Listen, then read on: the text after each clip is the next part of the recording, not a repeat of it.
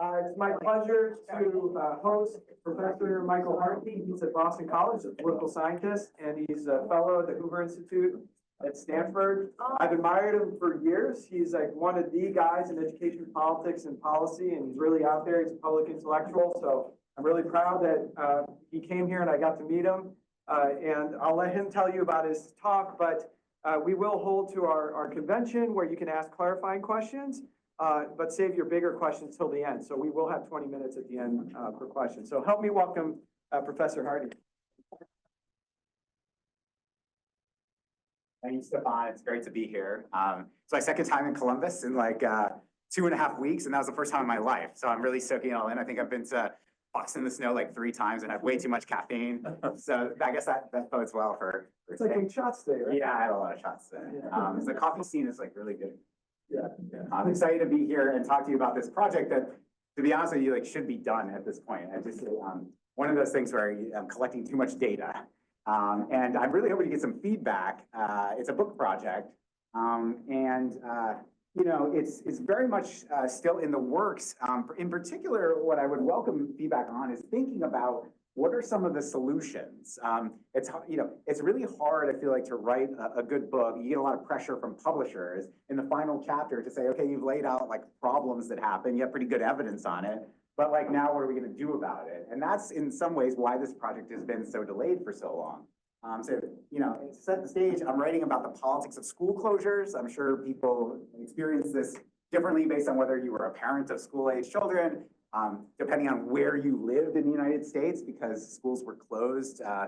Doing in-person versus remote learning was heavily contingent on where you lived in the country. I'll show you the evidence on that today in terms of not just across the United States, but also within states and frankly, even within counties. There was a lot of heterogeneity in terms of approaches to learning during the pandemic. And I just, because I don't know how familiar everyone is descriptively, and it's been a while, right? We're a couple of years removed from all this.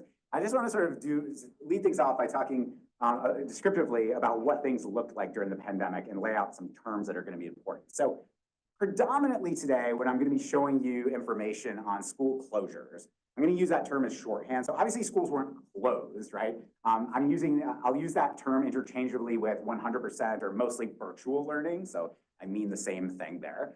And I also really want to convey at the outset that I'm primarily today going to be talking about the school year of 2020 to 21. So pretty much every school in the United States, as you can see here, this is, there are various ways to measure school closures.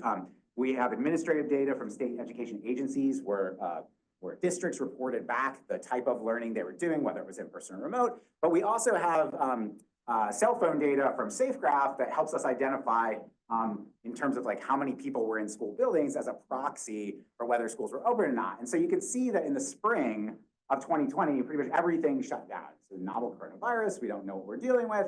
And sort of the universal policy response was to go entirely into virtual instruction.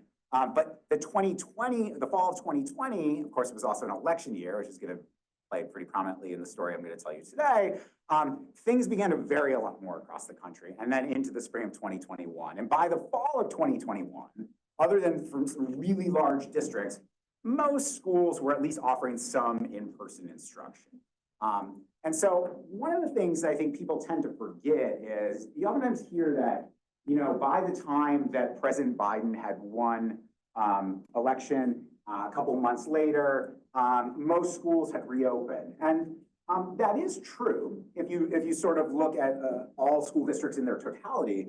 But one of the things that it misses is that the largest school districts in the United States, the ones that disproportionately serve more students, actually they tended to be in virtual instruction for the entire duration of that academic school year. So all the way through the spring of 2021, and things didn't get normal again for those districts until the following fall. And so a term I'm going to use a lot today, I use a lot in the survey data that I collect when I ask the public and school board members what they think in hindsight about these school closures, is the term prolonged school. And so what I mean by that is essentially places that were virtual for an entire academic year. I'm not referring to these sort of temporary closures that everyone engaged in the spring. Okay, So, one of the consequences that's well documented now, so this is some work that I think Vlad and Stefan both participated in, is that there was significant learning loss associated with school closures. That is, in districts and parts of the country that were in virtual instruction for longer periods of time, we observed students performing poorly in the aftermath, even into reopening. And so this is from Ohio. This is a paper from Emily Oster showing much the same thing for the United States as a whole. And then we also have evidence that this is true around the world as well. Okay, so the puzzle here to me is that several things. The first thing is that we knew that school closures would have negative effects, that prolonged school closures would. Not because of all that research which was done after the closures, but because we actually have evidence from other events, historically, whether they're teacher strikes or whether they were natural disasters, events that forced education offerings in person to contract, were associated with large amounts of learning. So this is something that could have been predicted. We also, education researchers know in particular for low income students that there's a lot of what they call summer melt. So disadvantaged students who are not as likely to be in enrichment and learning opportunities in the summer, we see that their academic performance goes down too. So we knew there would be consequences. I think that was something that was known. The second thing is that, and this is one of the things that at least my survey data tends to show the public doesn't really recognize today, is that actually public health officials, they were, and you hear this a lot today, a lot of people say, oh, and Anthony Fauci is always used as the bellwether, like Fauci was for keeping schools closed. And the reality is actually that's not true. I spent way too much time watching debates between public health officials. And a good example of this is, some folks may remember there was a very controversial, the Great Barrington Declaration group that was sort of seen as like, basically we shouldn't have NPIs and we should get back to normal and we should do targeted protection.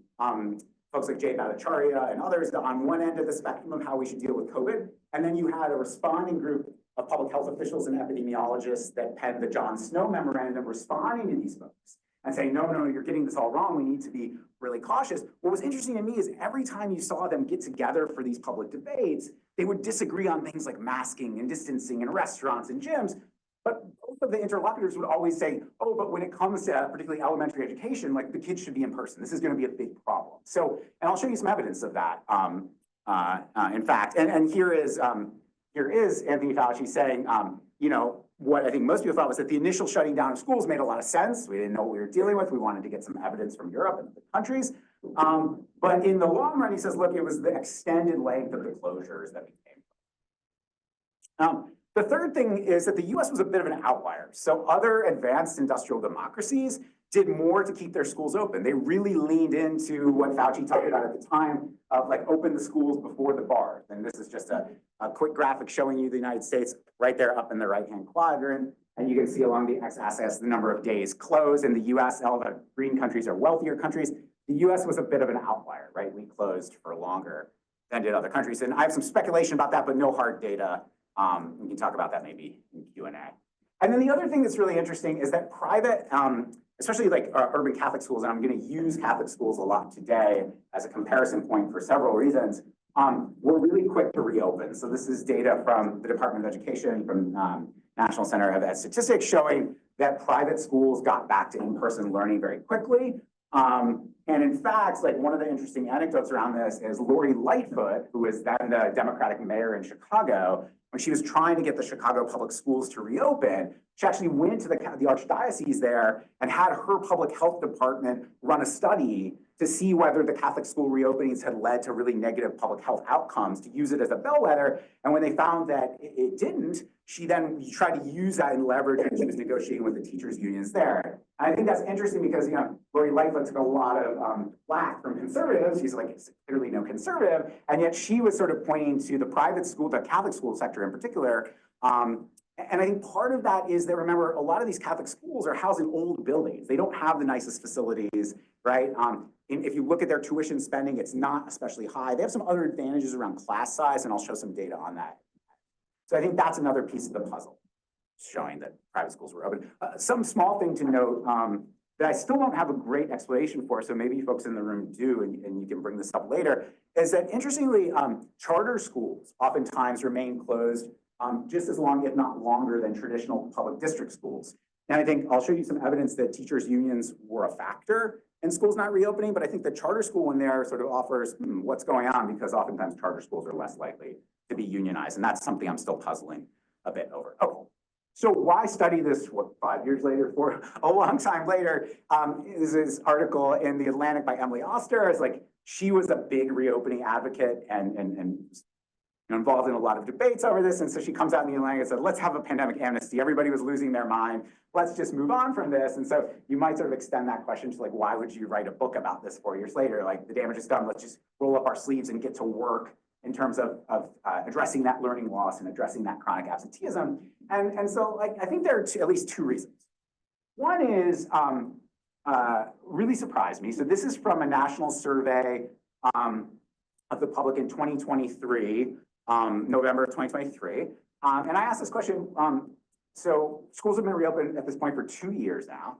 And so I asked, like, would you support extended, prolonged, like year-long school closures if coronavirus cases rise in your community? As we all know, like, there's a seasonal element to it, so like cases do rise still in the winter.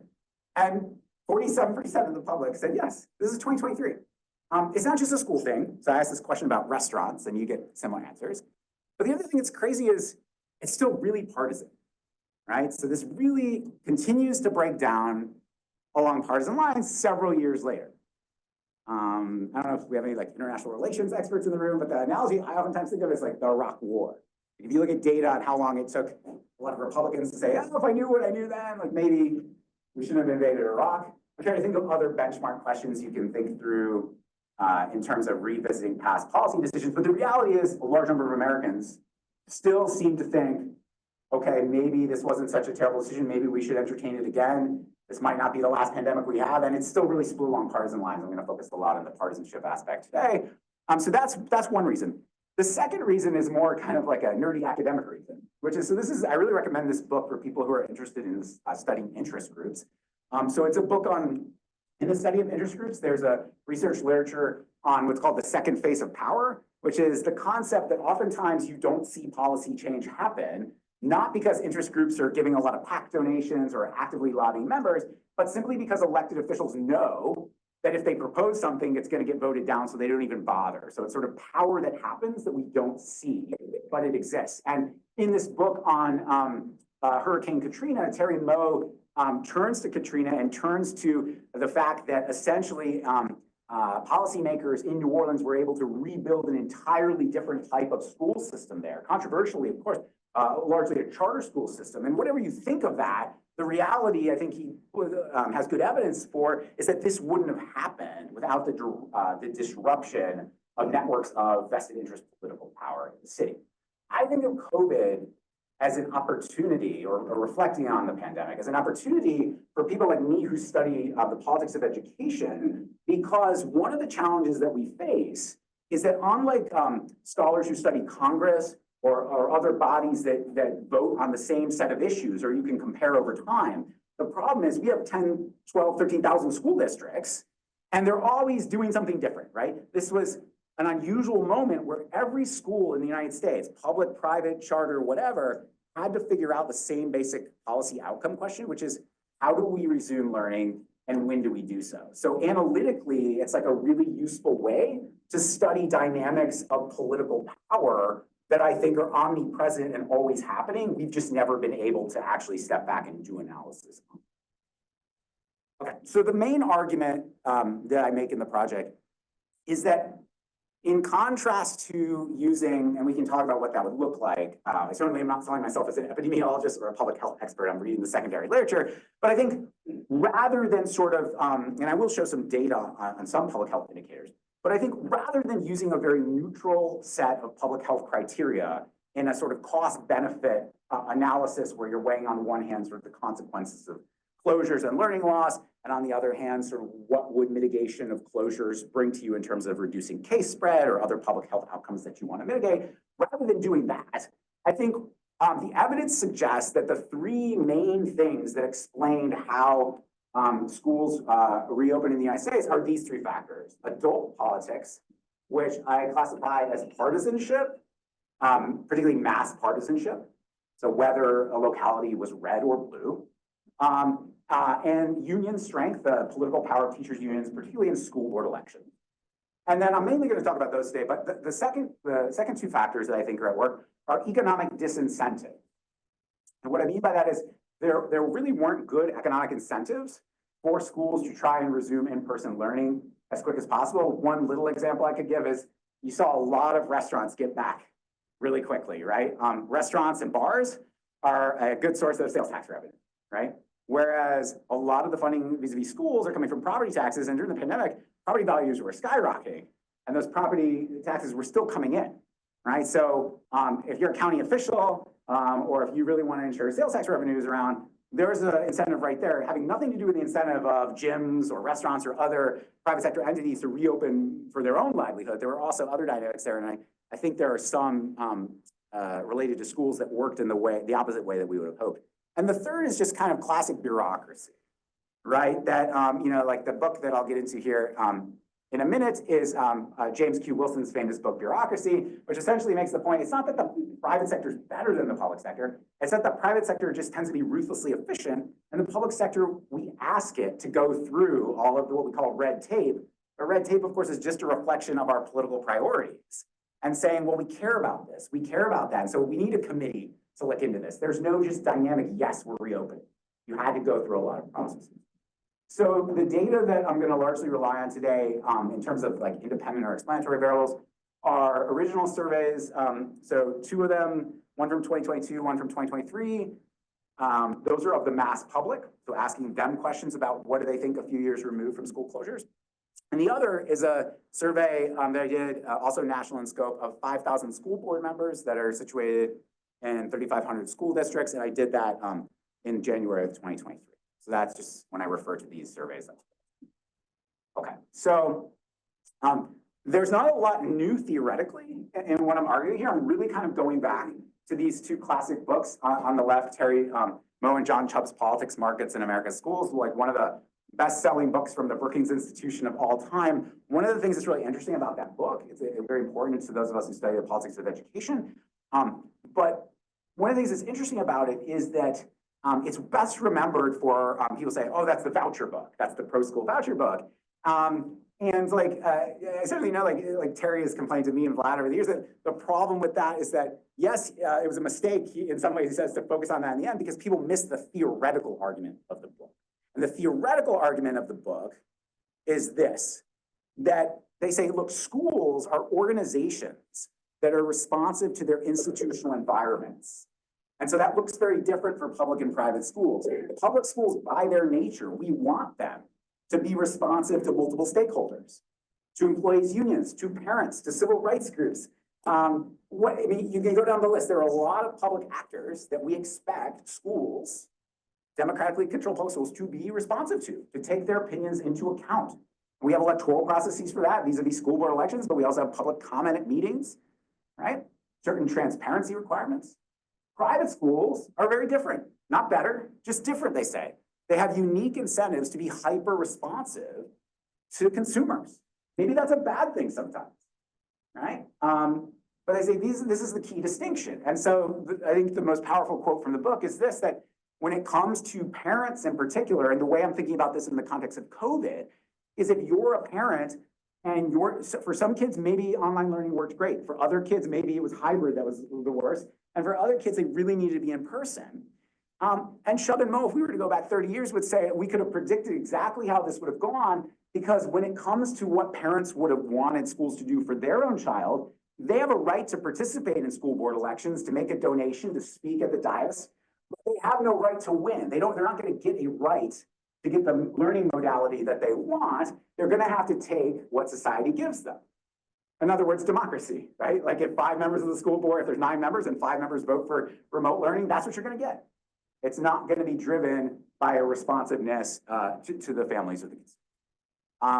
Okay, so just a point about that. So that might seem controversial in some ways, but actually, this really surprised me. I was up at the at Wayne State University in the archives, where the AFT union and other union archives are there. And I'm reading some notes from a private meeting of Al Shanker, the late union leader for the AFT, and he's commenting on the Chubb and Moe book when it comes out, right? And so publicly, he had to take a posture that was somewhat critical, obviously, because the book gets into this conversation about vouchers. But basically, when you read his comments here, particularly at the bottom, he says, at the end of the day, what ends up happening because of that stakeholder politics is a kind of bureaucratic paralysis.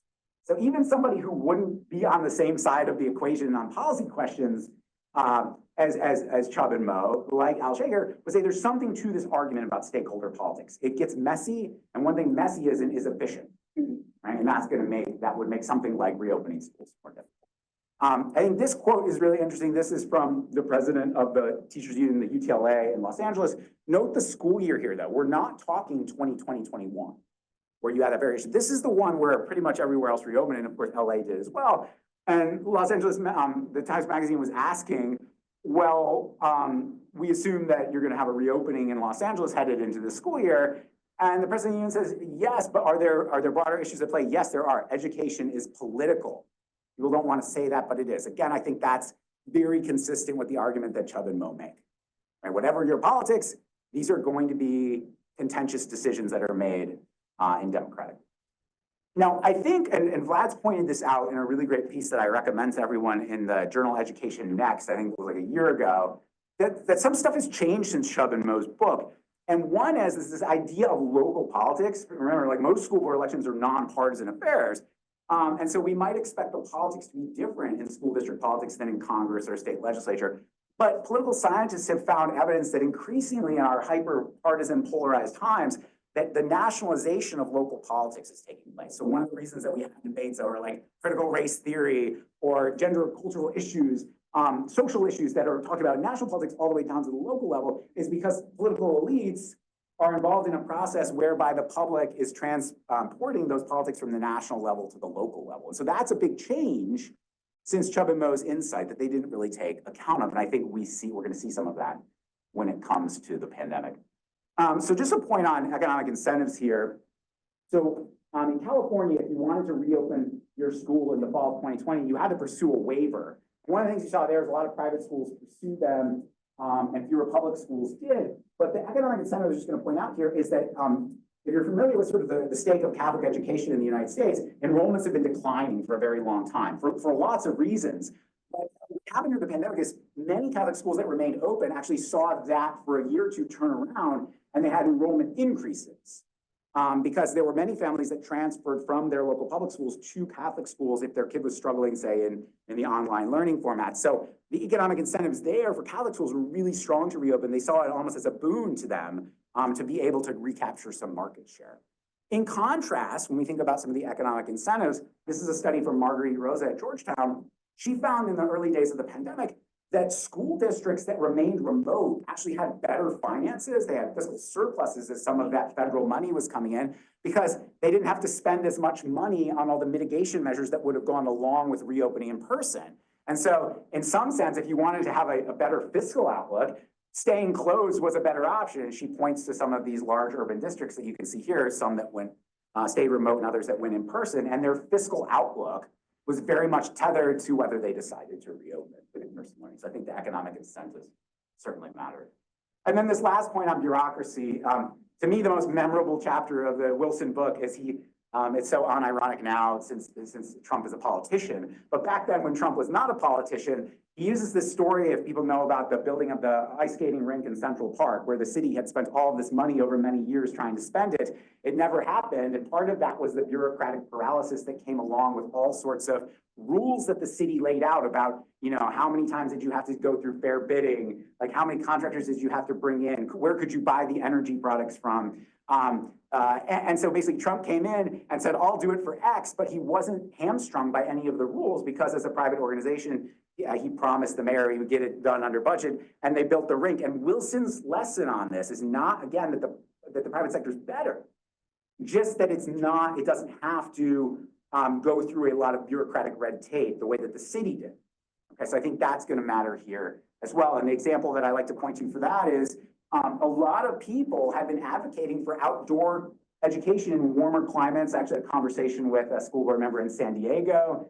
You think about warmer places in the country, if you were concerned about COVID spread, we saw restaurants move outside. We saw gyms do incredibly innovative things to stay afloat. And in this piece in the LA Times here, they say, despite the opportunity to do outdoor learning in a lot of the warmer climates, we really saw very little of it. And in this piece, one of the folks interviewed says, look, part of that is that you've got this education code that's the size of a forklift. And so they would get into things like, oh, earthquake code says this. Like, you can't put up a tent. You can't just decide you're moving outside. You had to follow all these procedures, the things that Wilson talks about in bureaucracy. You can't just go to a solution that seems like it would sort of solve a problem in the way that at a lot of the private schools you saw tents go up and a quick shift to in-person.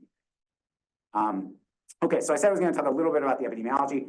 One of the things, so let's back up in the timeline here. I'm going to be talking May and June of 2020 here. So many of you may remember the American Academy of Pediatrics came out originally and said, like, really imperative that we reopen schools. We know what learning loss is going to look like, not just learning loss, but we also know it's really good for kids to be in school for a lot of social reasons. And so they were very much pushing for this, as were other public health groups. Here's Anthony Fauci later in the summer talking about, look, like, you know, the country's going to have places of really high spread and other places that are less densely populated, and we should be making these decisions based on some neutral public health criteria. It should look different across the country. This, I think, is really powerful. The New York Times surveyed several hundred epidemiologists in June of 2020 and asked them, when do you think it's safe to send your own kids back to in-person learning? And you can see here, this is what a lot of the large urban districts did, was down here. But most of the epidemiologists said, no, I would do it in the fall at the very latest.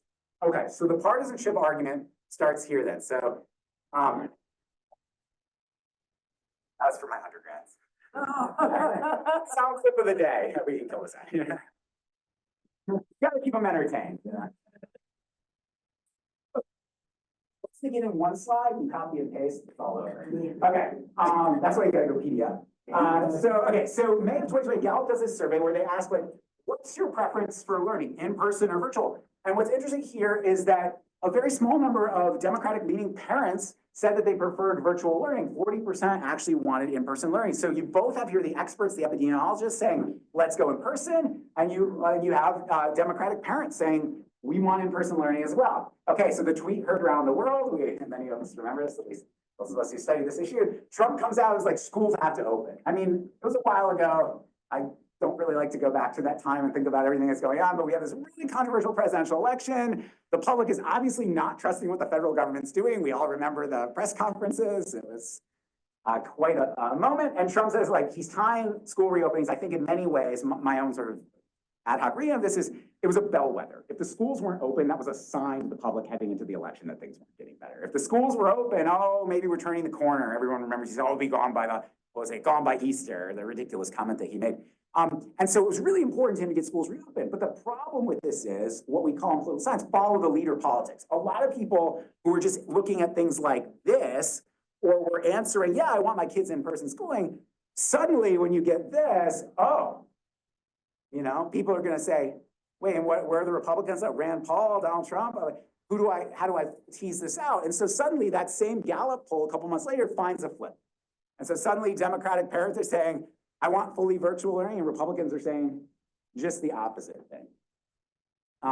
And shortly thereafter, the nation's pediatricians who just said before the Trump tweet said, we really got to get schools back in person. Then they're like, well, we're not so sure we want to align with the administration here. We don't really trust what they're doing. And so they reverse course.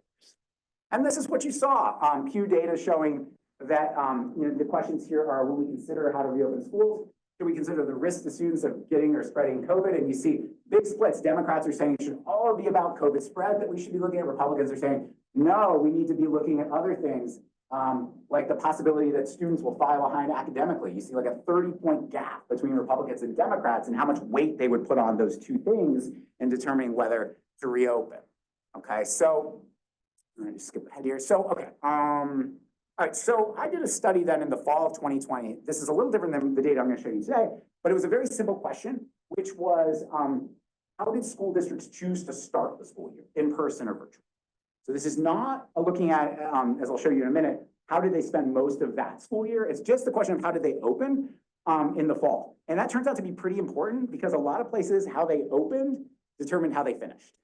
Not everywhere, but it was a very much a path-dependent thing, right? Because if you chose to start closed, then sort of just think classic study of public policy reform, that's the status quo. And then to defeat the status quo, you've got to pivot and change things. So it really did turn out to matter a lot. And the punchline here, these are, marginal effects of regression models that control for all the sorts of demographic things you can think about the school district, like the size of the district, its racial and demographic composition, poverty, school spending, all those sorts of things.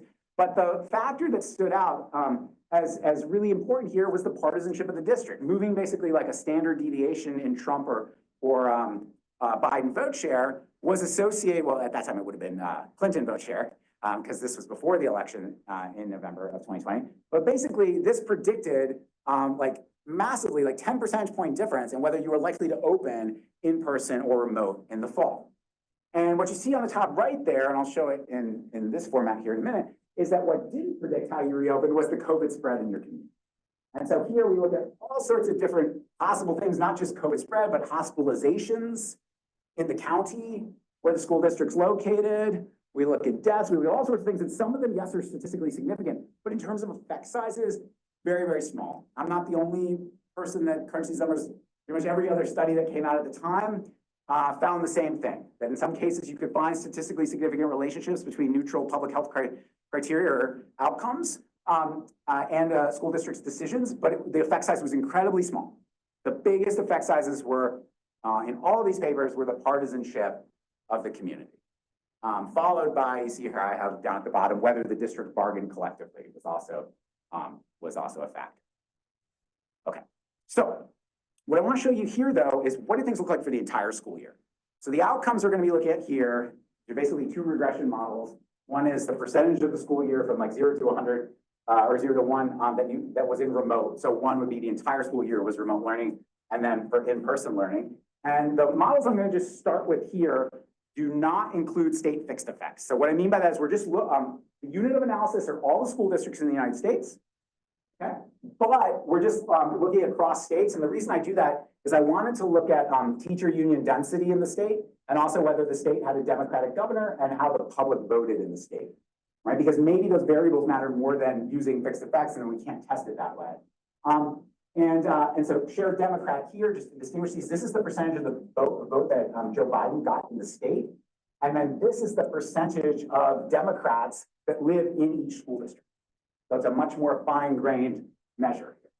And so this is what it looks like at a cross-state level. And these are all standardized coefficients, I should say. So you're basically looking at the effect of a one standard deviation change in all these, except for something obvious like Democratic governors, a dummy variable, either you are or not.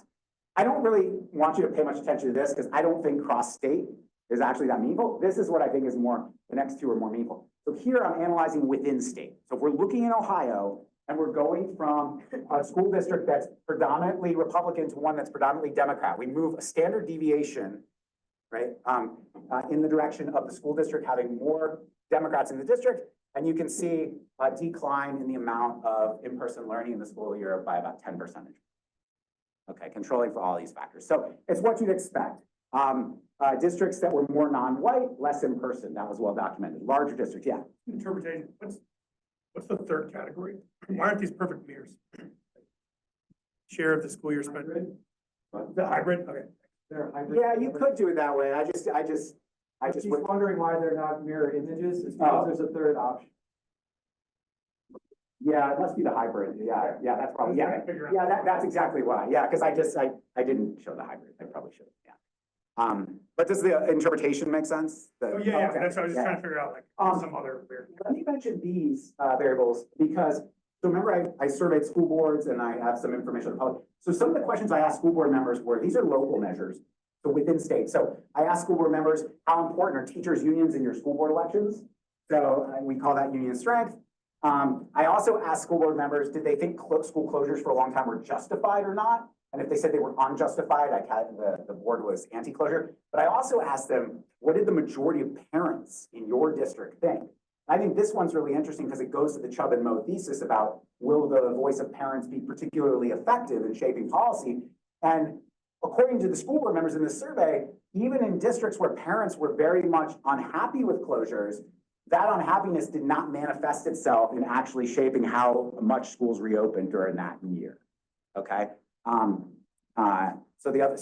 by clear, the most important variable is the partisanship, right? Which goes with all the theory of what we know about the nationalization of local politics. And then if you're not convinced with a state level analysis, you can even do a within county analysis, which I think is pretty powerful because people will say, well, you don't have any code indicators here, but of course we just saw those a minute ago. But if you do a within county analysis, you're really zooming in then, and you're saying like, within these counties, if we move from a red to a blue area or a strong union to a weak union area, does it still matter? And it does. It largely looks pretty similar.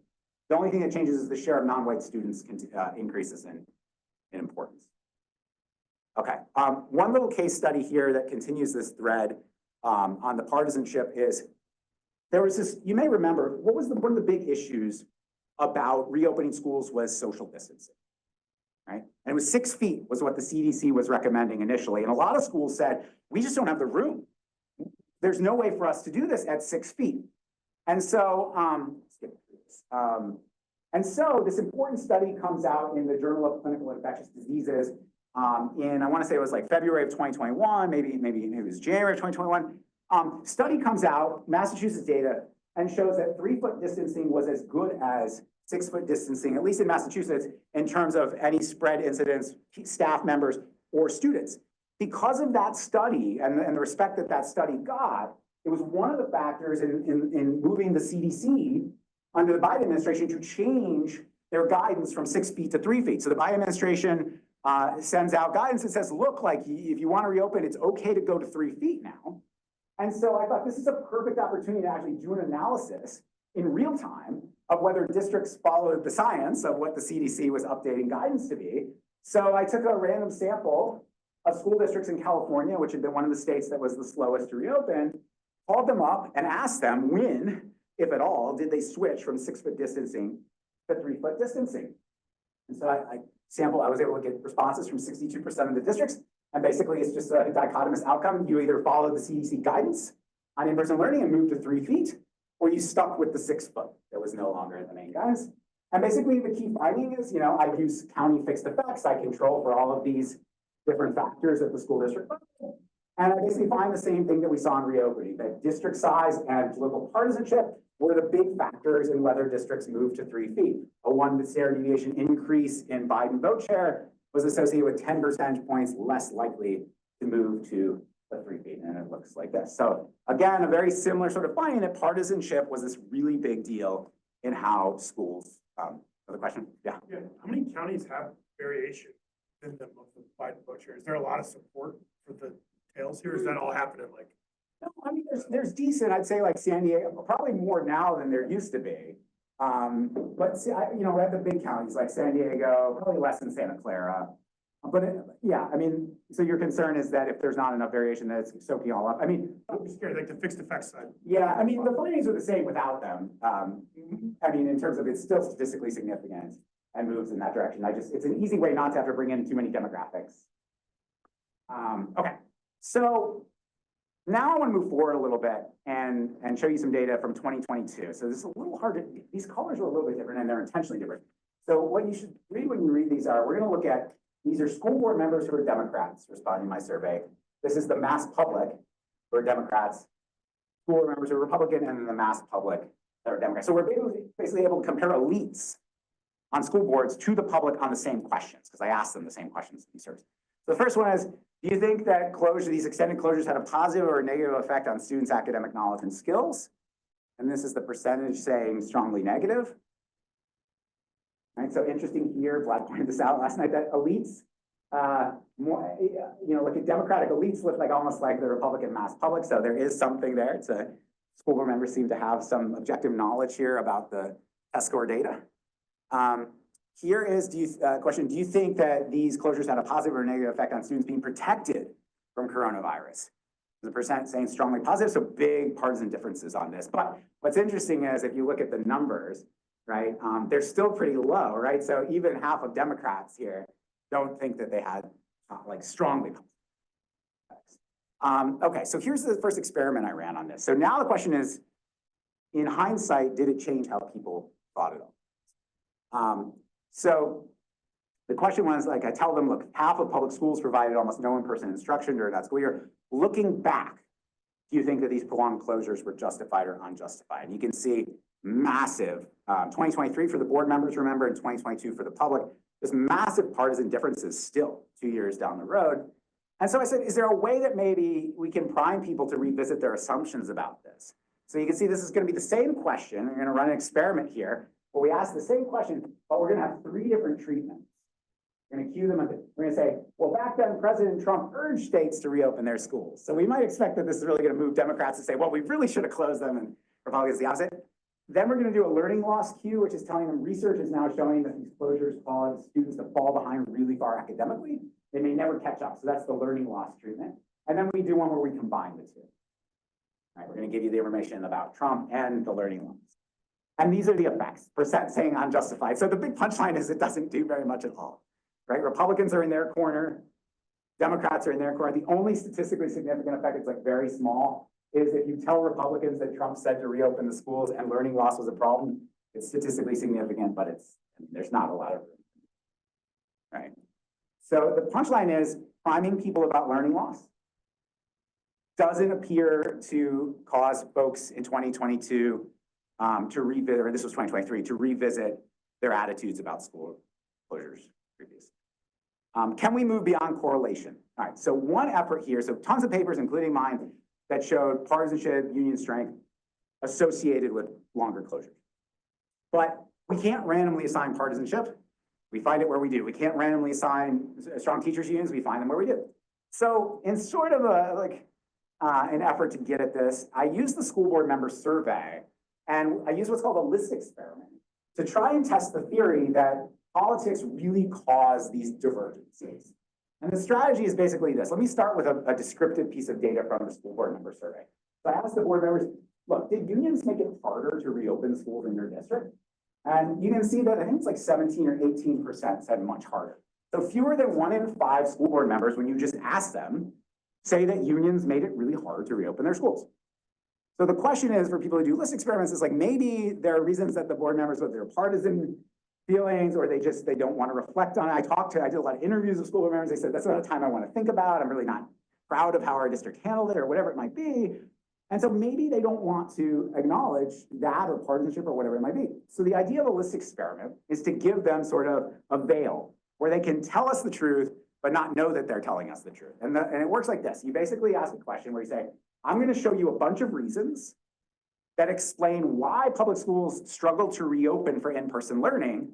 And I want you to tell me, Mr. or Mrs. School Board Member, how many of these reasons were a serious obstacle to resuming in-person learning in your district. And then I sort of like push it. I don't want to know which of these reasons, just how many. And the strategy is very simple. You're randomly assigning these different, so the baseline condition is 1/3, or roughly 1/3, a randomly assigned group of the 5,000 respondents are given 5 obstacles to reopening. They're the ones in black here. So just forget these for a minute, focus on the black ones. Insufficient classroom space, pre-pandemic investments in laptops made distance learning attractive. Most families preferred virtual learning, lack of funding, or old school buildings. Like these are all reasonable reasons that might come up in some districts and not others. So one group of school members saw those 5 and said, how many of those apply to your district? And then a second group got those same 5, but this union one, resistance from our local teachers union.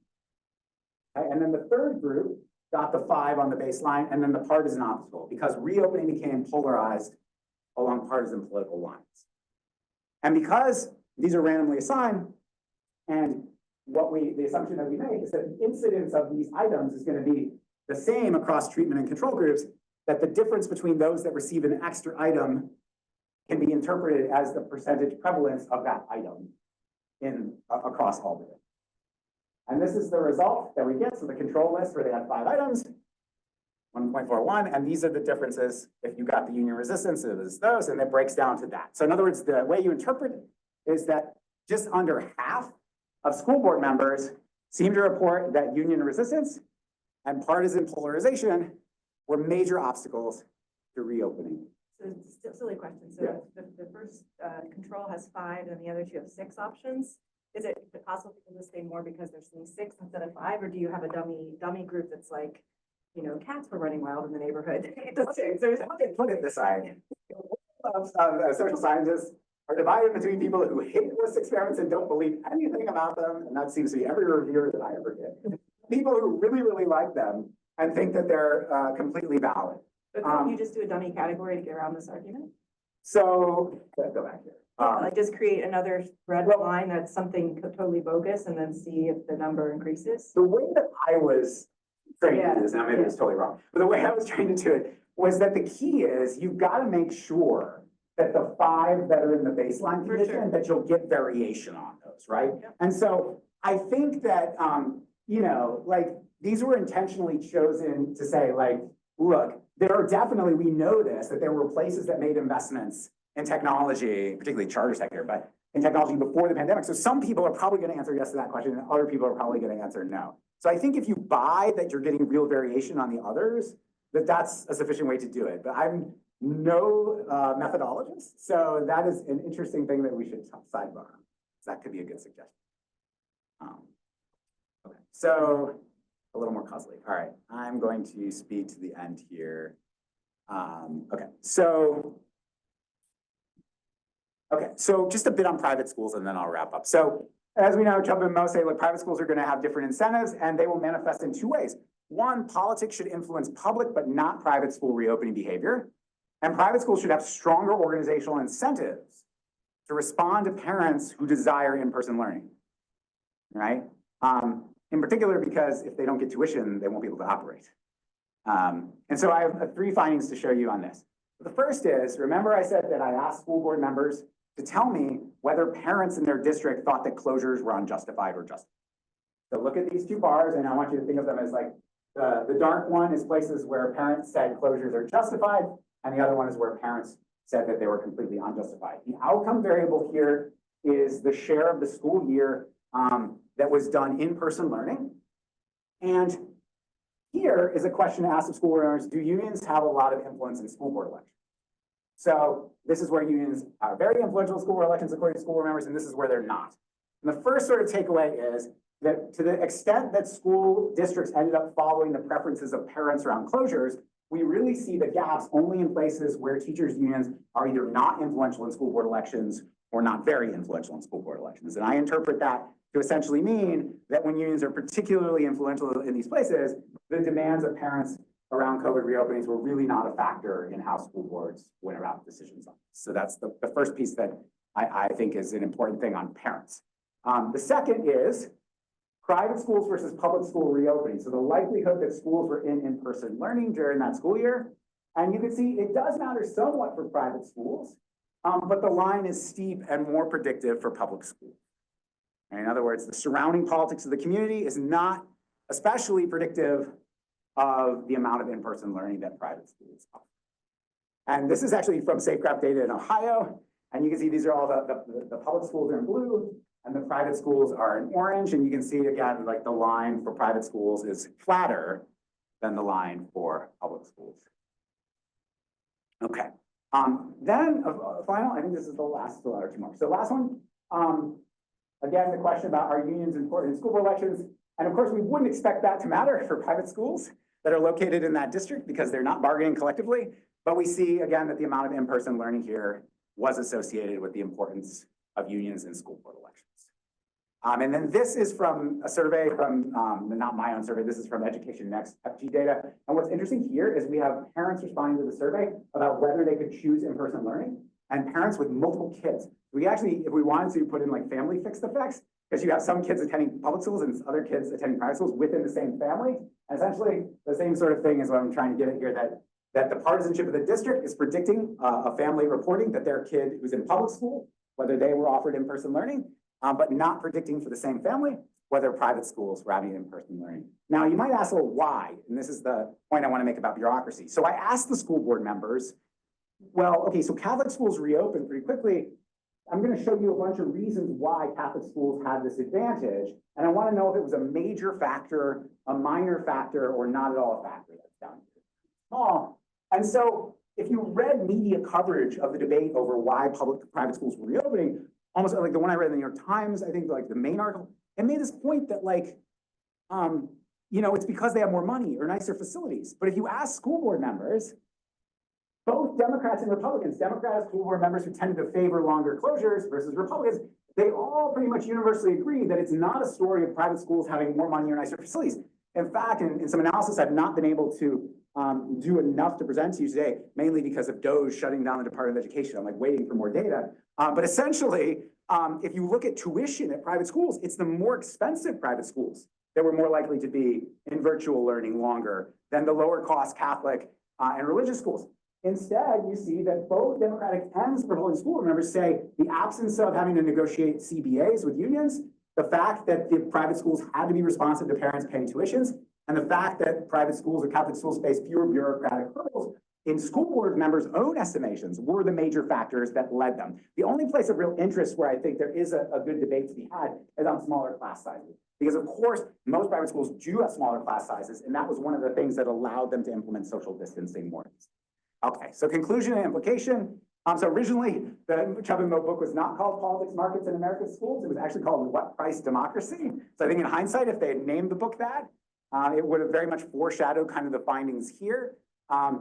They say that choice is a panacea in the book, and that didn't work out so well for them. I think Terry regrets that. But I think Al Shanker makes the point that it's worth arguing about governance. Like, how do we set up school governance? Because that can have a big effect on which stakeholders' voices are represented in these debates. And then I'll just end on this point, which is, I've got a piece with Vlad coming out in Education Next soon, which makes the point that actually school choice is an issue. This is voting on a constitutional amendment in Colorado on school choice. School choice, 30% of Harris voters in Colorado voted for a constitutional amendment for school choice. It remains a more bipartisan issue than many other issues in our politics today.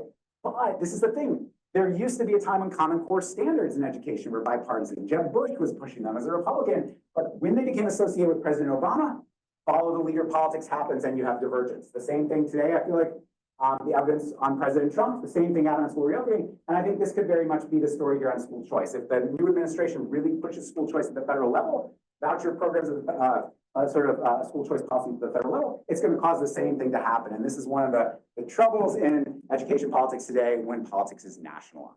So I will stop there.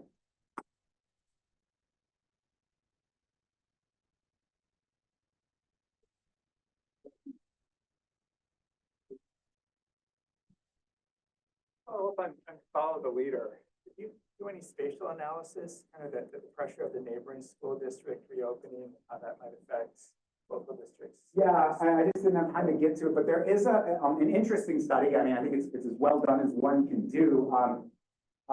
In Ohio, actually, I think it's just been published, where they do argue that if you look at school districts' decision-making around whether to pivot, like they're in person and then cases go up, do they change? Like, is anyone following public health here? They actually find some evidence that yes, school board members, if you have a big case bump, maybe they'll pivot or not, and they look at it spatially. But what they also find, which is they don't highlight as much in that paper, is that only applies to districts who actually at some point at the start of the year open for in-person learning. For districts that started remote, they really kind of just stay where they were. So there was some learning that definitely happened, and it was grounded in the epidemiological measures that board members had, but it just wasn't enough to move the needle for the places where most kids are getting educated in the large urban districts. I have a question. I mean, interesting work and not taking take away from what you've done here, but I thought it was interesting in your framing how much kind of made it seem obvious that we should have known there would be learning loss. And the examples you gave is like teacher strikes and over the summer, the big difference there being there's no teacher, whereas in virtual learning there was still a teacher. And I don't know if this is just me personally, but I found it really kind of odd, especially in the United States, where we've been kind of pushed this idea that virtual learning is just as good at the higher education level, not the case in Europe, that, then when we were kind of considering this for younger kids, it was going to be obvious that there's learning loss. And I think there was like some, cognitive dissonance there about can we actually learn virtually or not? So I wonder if you can just talk about that a little bit. That's a really good point, and I agree with you.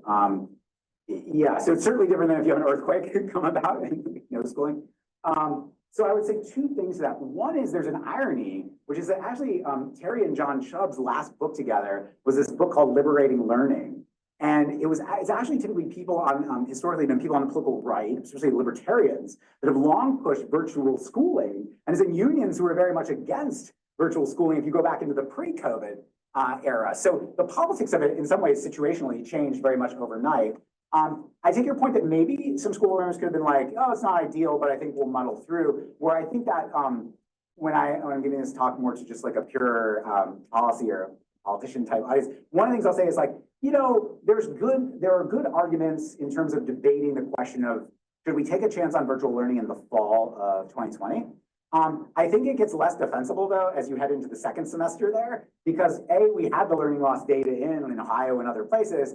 And B, by that time, in many of these communities, you already had vaccinations rolling, and in many states, school employees were moved ahead in vaccination rates intentionally because reopening schools was so important. So I do think that's a fair point, particularly for the fall of 2020.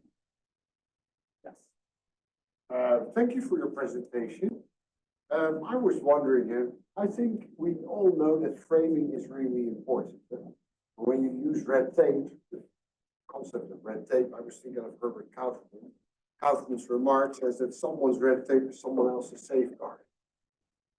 Now, having said that, when you mention red tape and when you mention bureaucratic hurdles, was that part of the language used in the people that were serving? Because then immediately people will, in the United States, certainly respond to a very negative stereotype about bureaucracy. And it snows under all the good that bureaucracy has done.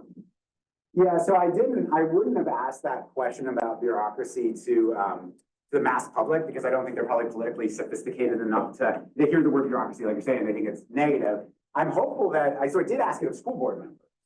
And my sort of thought there was that as elected officials who are working in a bureaucracy, they can see, to your point, both the virtues of having committees and deliberative decision-making processes, but they can also upfront also see the hurdles that they put up. So I think it's a more defensible thing to do when you're asking elected officials about bureaucracy than the mass public.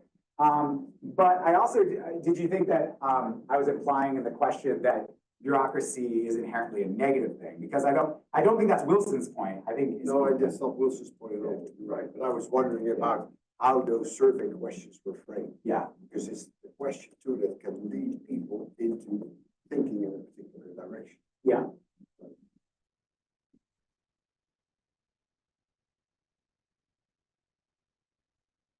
Please.